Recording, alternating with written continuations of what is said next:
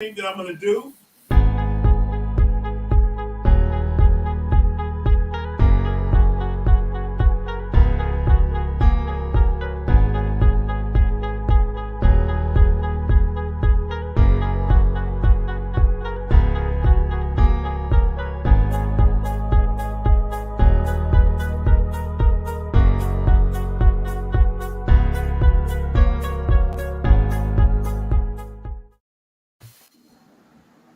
Hey, Ellis, how you doing, man?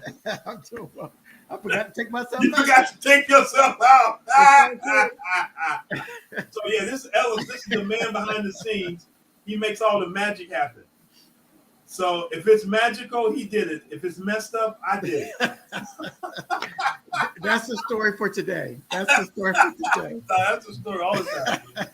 That's the story all the time, man. So, Well, y'all make sure. I'm glad y'all are getting in here. Let us know where you're watching from, and be here because this is the guy that's going to get you on the path of financial independence. So please listen, get a pen to paper, take some notes. I promise you, what he's saying is gold. I am applying it in my life and getting my finances together. Get your app, get the book. Don't be a sucker. Get you a app like Truebill, and I promise you, your life will get better. I'm living proof of that. We'll make it. Thank you, sir.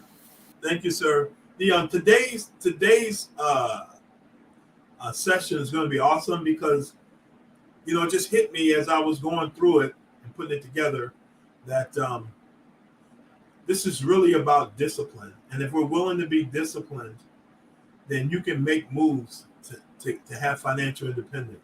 So right now, what we're doing is we're going through these 7 milestones, okay, for creating financial independence, and then we're going to go back through them. And then we're going to ask you, for those of you that want to kind of work with us and use your own situation and apply these and then let us know what's happening, okay? Because this show is not meant to be just educational. It's meant to be transformational. And the way it gets to be transformational is you apply it. So as you see on here, you go from knowing to doing. So right now we're talking about the knowing part. And hopefully, what's up, John from Indy? I got a lot of good friends in Indianapolis. And so you go from knowing to doing, okay? So, real quick review. Financial independence is the state of having sufficient personal wealth to live without having to work actively for basic necessities. So our goal when we work with clients is to have them set up so at some time in the future, the money they've saved and invested, real estate they own. I know my wife and I, we own investment property. So real estate or businesses that you own. My wife and I are involved in business ownership. So what will happen is over time, those things will build. And if you put the right systems in place, they can create money for you and you don't have to go out and create money anymore. So that's our goal, that through your investments, through your real estate, through your businesses, if you're an inventor and you create intellectual property and you get royalties, there are a lot of different ways to do it these days, especially with online businesses. What's up, Atlanta? That you can make things happen. Hi, Miss Tiffany. So here we go. So financial literacy. Our goal is to create literacy, financial literacy, okay, which literacy is competence or knowledge in a specified area. Financial literacy is understanding how to earn, spend, save, manage, and invest money. See, our economy, you can study it and learn it and get better at making money. You can by learning how to create value. And how to become a person of value, okay? Once you're able to do that, you can create money and manage it, okay? And we've talked in past shows about what it means to create value and how to go about doing that. So go look at those past shows right at the beginning, the first couple that we did back in January. We talked about how to create value and how to make more money. So I encourage you to take the financial literacy quiz that's on my website. And the link is here. It's howmoneyworks.com, Gus Tucker Challenge. There's like 5 quick questions. If you take that quiz and send me on the email, take the challenge, send me, I'll send you an ebook. Now the ebook is not the How Money Works book. It's another book to educate you. The How Money Works book, get that from Amazon. Go to Amazon and get that, okay? And then you'll also get from me a financial freedom checklist.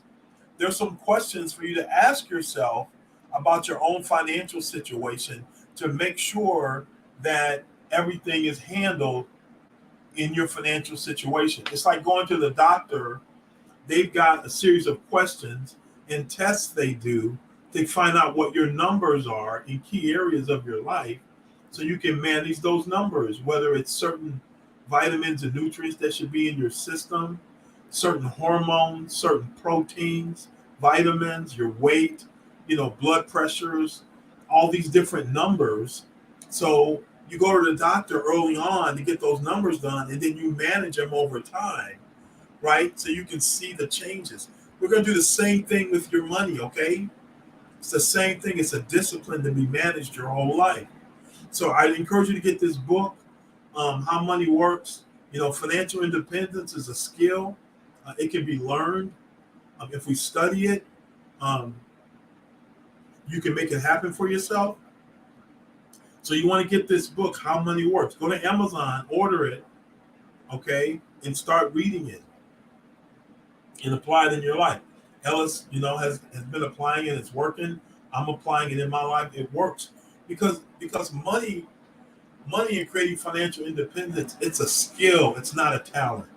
The NCAA basketball is on right now. And to be on one of those teams and be in the tournament, yeah, there's a certain amount of skill, but you got to have a certain amount of talent.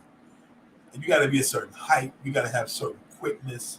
You got to be able to jump, run, dribble. There's some stuff that you just can't practice and get good at. It has to be innate, built into you to play at that level.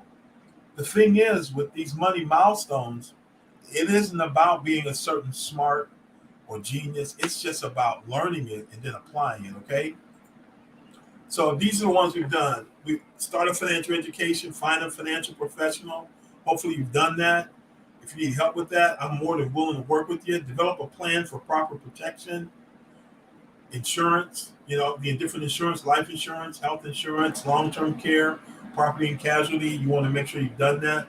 An emergency fund that you got yourself set up to handle emergencies. And then the next thing we talked about was a plan to get on the good foot, to get out of debt. We talked about that. And then we talked about increasing your cash flow. And today we're going to talk about accumulating wealth. Okay? Accumulating wealth. Now we're going to go through the 7 steps, and then we're going to go back through them. And one of the things I'm going to do is bring people on the show who've had experience in those areas and who've used these concepts to get those areas of their life in shape.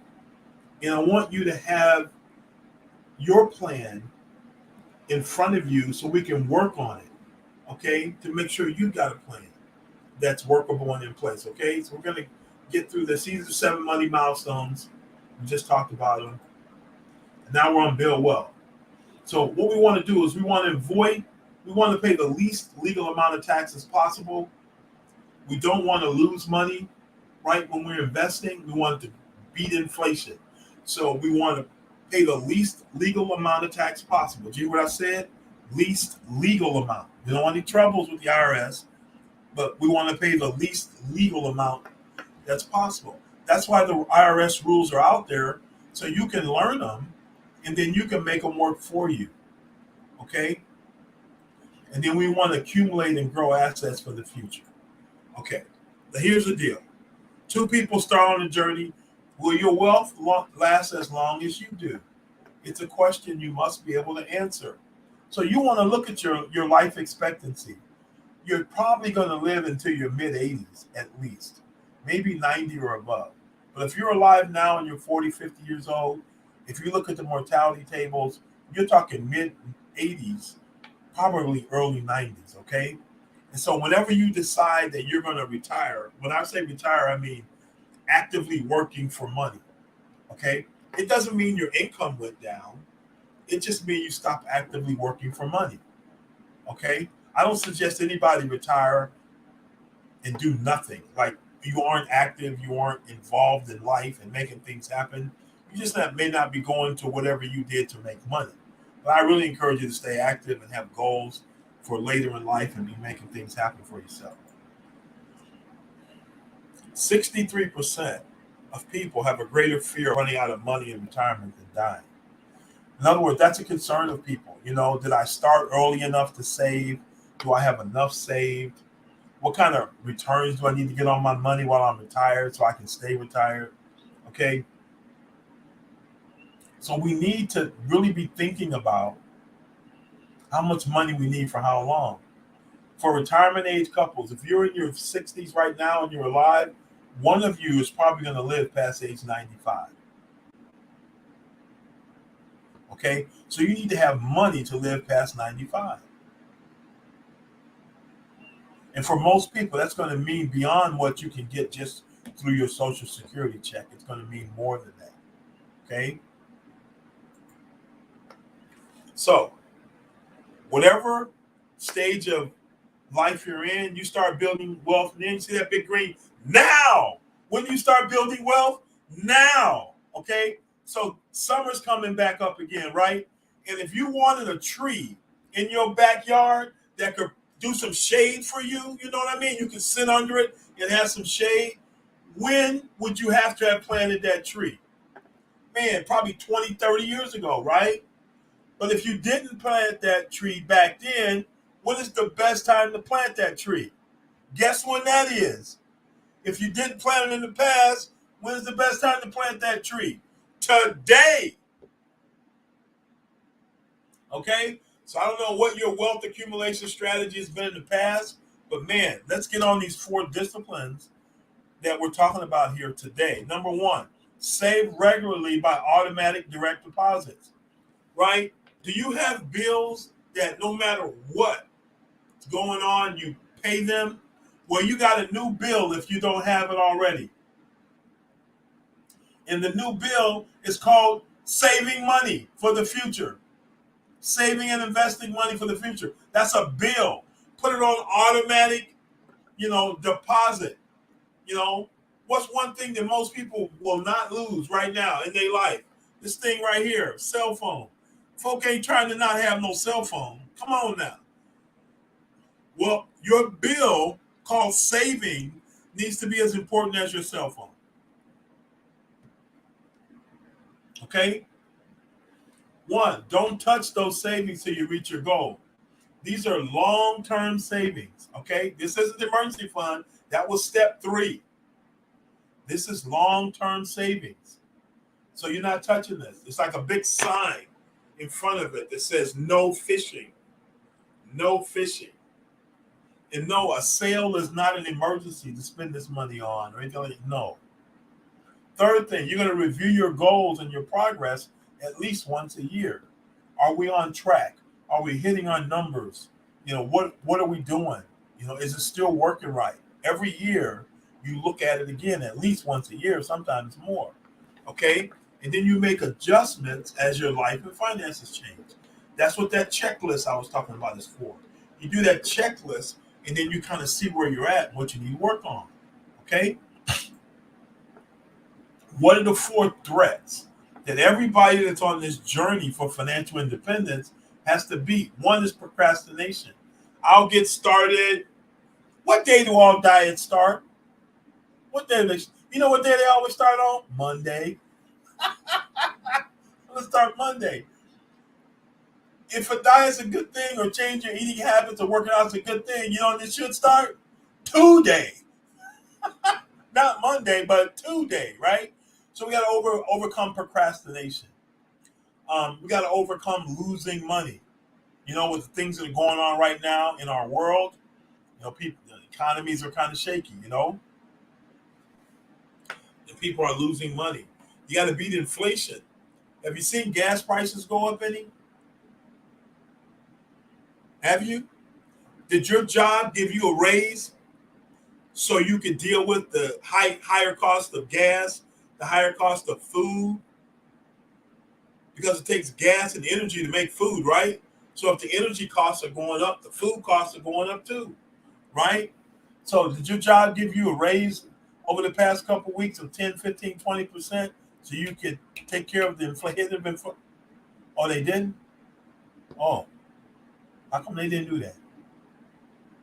Oh, that's not their responsibility. Oh, whose responsibility is it that you go out and make 20, 30% more? Oh, yours. Oh, okay. I got it. I got it. Next thing, taxes. You got to overcome taxes. Are taxes going up or down? Usually. Huh? They're going up. And if you go to usdebtclock.org, usdebtclock.org, and look at our national debt, you'll know that taxes are probably going to go up in the future. Because who pays our national debt? Well, you and I do. And how does it get paid? Taxes. Okay? So we got to overcome these four things. So what's number one? Procrastination. So how do you deal with procrastination?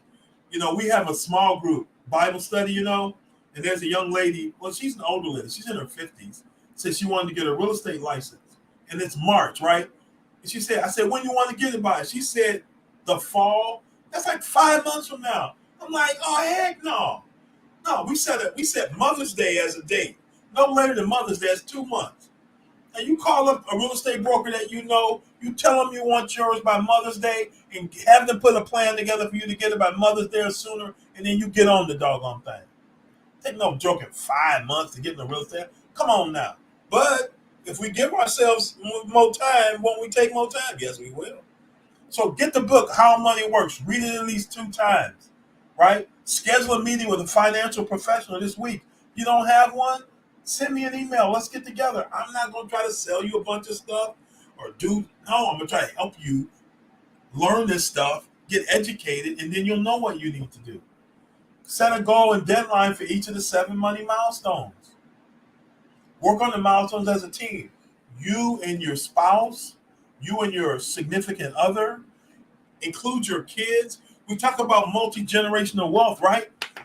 But do we ever talk with our kids about money and our plans for the money? And that they get educated on the money like you when you have conversations like that. My son and my daughters and I and my wife were investors in a company together.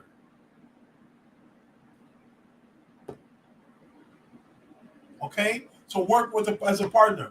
Post your goals and deadlines in your home so people know about it and they keep you accountable. Okay? So let's get over procrastination. Tell somebody, work with somebody, get somebody involved so you won't procrastinate.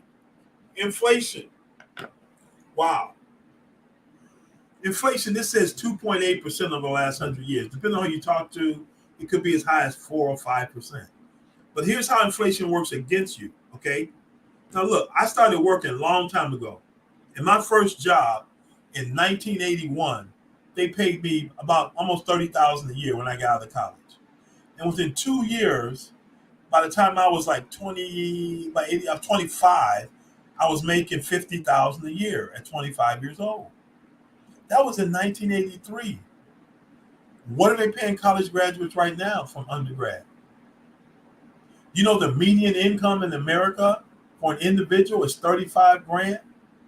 And I started 30 grand in my first job in 1981? What the? The median household income in America is 75 grand.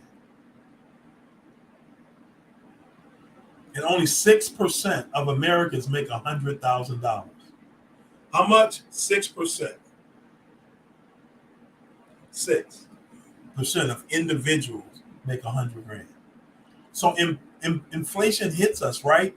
At 3% inflation, the price of everything doubles 25 years. So in your lifetime, 25 years. The house we live in, the value of it has gone up 3 times, 300% since we've owned it. Over 300%.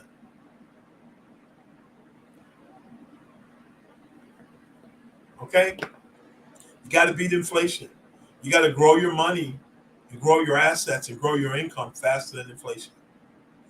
Have you doubled your income in the last 15, 20 years? Huh?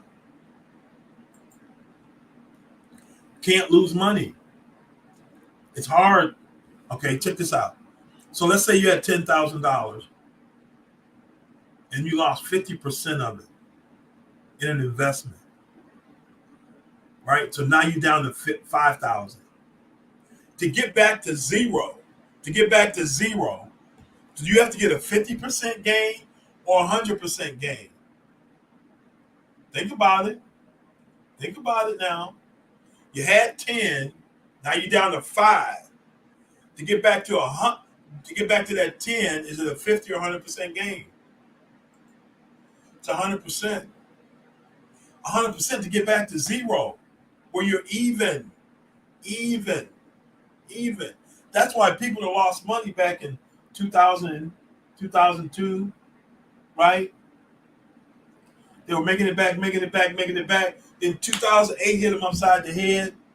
And 10 years later, 2010, 2012, people who back in the early 2000s were just getting back to zero. Took 10 to 12 years for them to get back to zero based on the money they lost. That's why losing money costs you two things. It costs you money, but it also can cost you time. And sometimes time is what you don't have. So we really got to have a strategy of building wealth that's offensive. It grows the money, but it also is defensive so you don't lose money. That makes sense? It's like any sport. There's an offensive part that tries to score, right? And then there's a defensive part where you try to stop the other person from scoring on you. Okay? So losing money and inflation is the economy scoring on you. So 3 strategies to protect against losses. Reduce risk, diversify appropriately, and utilize the right financial vehicles, okay? And there are ways to do this, right? There are ways to do this to even guarantee you don't lose money, okay? So check this out. Impact of taxes. You need a tax strategy so that you can retire basically debt-free and tax-free, okay? Because your tax strategy will determine how much money you keep in retirement. Because if you're in the same tax bracket you are now, you get your check and it says gross and it says net, right? And for most people, the net is 25 or 30% less than the gross. So when you retire, do you want that same thing to be true? I thought I was getting this much a month for retirement, but then I got to pay taxes this much. So whatever your retirement target income is, you got to work with the taxes situation on it. Our goal, if we were working with you, is that you retire tax-free. So how much do you keep? How much you have to pay to the government? And then all your tax strategy also determines how much you leave for your kids. Because the more to get hit by taxes, the less you got to leave to the kids. So how much do you keep? How much does the government get? And how much will your kids keep? So you got to look at, there's basically 3 ways you can be taxed. You can be taxed now, we call that taxable. You can be taxed later, that's called tax deferred. There's a woman who's a potential client of ours, that has close to 7 figures. But guess what? She's about to hit her required minimum distribution, RMD, where she's got to start paying the government back for that tax break that the government gave her with her 401k plan, right?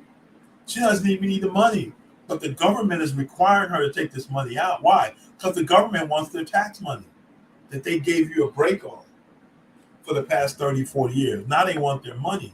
So they require you to take out a certain amount of money. If you don't, there's a 50% tax penalty. What'd you say, Gus?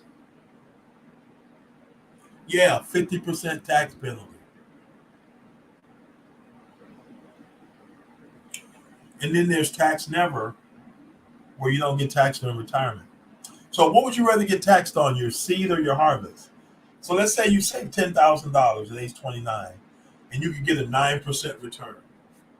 Okay? You'd have $250,000 when you reach 65. So your seed is the 10,000, and your harvest is 250,000. What would you rather pay taxes on? The 10% or the 250? Well, obviously the 10,000, not 10%, but the 10,000. But your 401k and stuff like that, guess what you're paying the taxes on? The harvest. You grow all your money, you spend that time and effort to grow it, and the government's going to take a percentage of all that money that you've invested and grown to. That's why your tax strategy is important.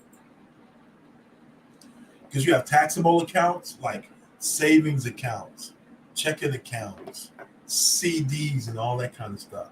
Those are taxable accounts. Then there are retirement plans, 401ks, 403bs, 457, certain kind of traditional IRAs. They give you a tax break today, but you got to pay those taxes tomorrow. That's called tax deferred. And then there are retirement accounts, and then there are things like annuities, which are tax deferred as well. You get a tax break today, you pay taxes on it tomorrow. There are government bonds. You've heard of municipal bonds, government bonds. Okay, depending on how it's set up, those could be tax qualified, where you don't pay tax on them right now or in the future, depending on. You need to get with a financial professional. They can show you how to set that up. A Roth IRA, you put money in that's already been taxed, so you got taxed on the seed. But when it grows to the harvest in the Roth IRA, you don't pay tax on it. You know the guy who did PayPal? You ever heard of PayPal?